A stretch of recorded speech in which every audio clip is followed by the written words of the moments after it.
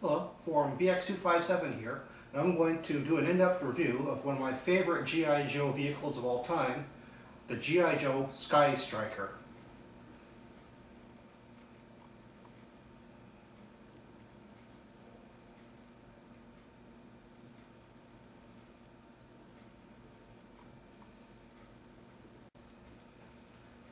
The SkyStriker is heavily based on the F-14 Tomcat.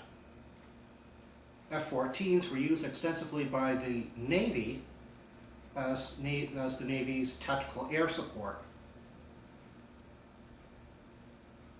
On a lot of the box art and even the early prototypes, most of the SkyStrikers have black tail fins, and that is a Navy tradition, and I believe that's a tradition started by planes that land on, specifically planes that land on or designed for landing on aircraft carrier.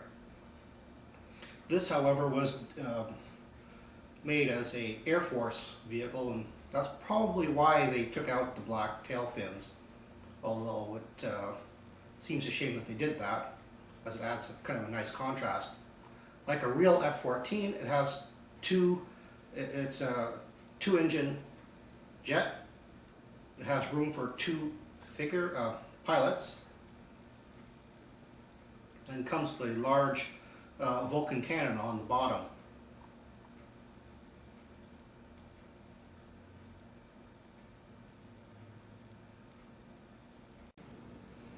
The G.I. Joe SkyStriker came with two ejection seats, which folded out with parachutes.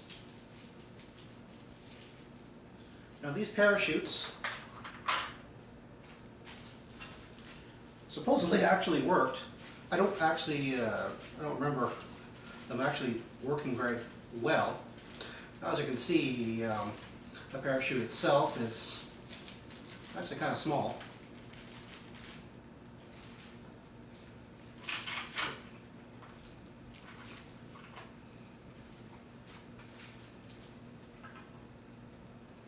As I said in a previous quick look at the SkyStriker, I do believe that most of these would have come with two seats and two parachutes. However, I have noted that some of them do come with just one parachute. They may have been later versions or foreign versions, I don't really know. The SkyStriker came with Ace. He's not dressed in a traditional fighter pilot's uniform. He came with a clear helmet.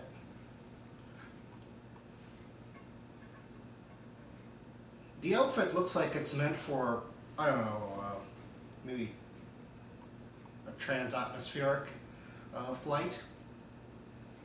It very closely resembles a spacesuit. His sort of bubbly arms and legs.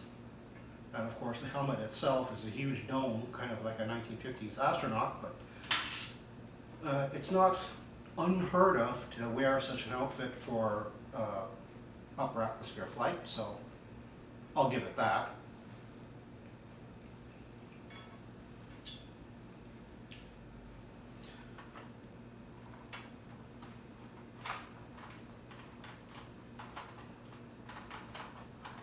The SkyStriker came with two panels that you could take off just to see the engine detail.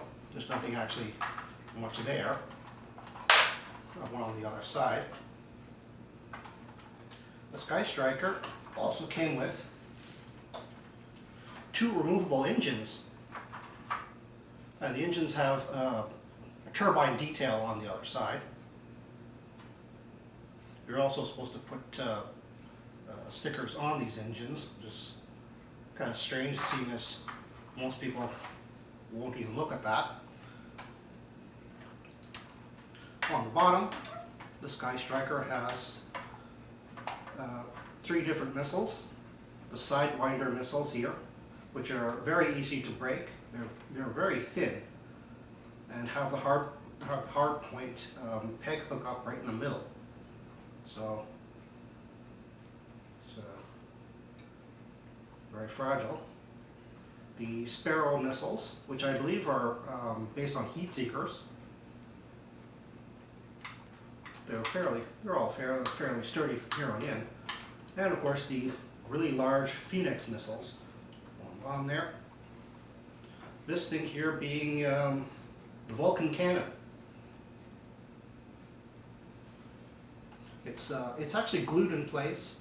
Over time, this would actually pop off, but it's not meant to be removable.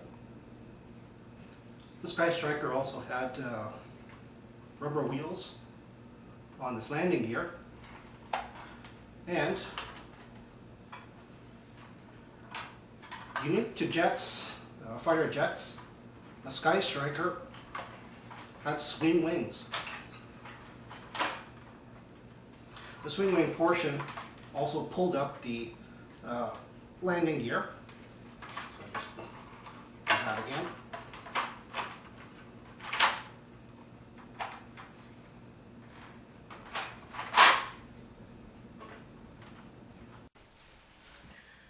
Just as a quick final note on the ejection seats, on the back of them you'll find this elastic band between the two hooks. That's just meant for the storage of the parachute. If you fold this up the way it's supposed to be, rather tightly,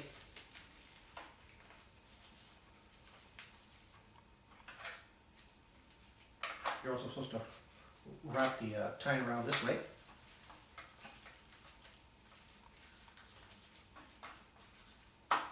Then put it back in here, and then the elastic band goes like this. Over. I'm not going to do it because, well, it's pretty hard to do that. This is pretty much about as tight as I can get this thing, and the hooks, well, they're very hard to get at, even at this size. But as you can see, it holds and deploys rather well without the use of the elastic band anyway. And once it's in the cockpit, it holds in relatively well, especially if you have the two in there. That holds things together even better.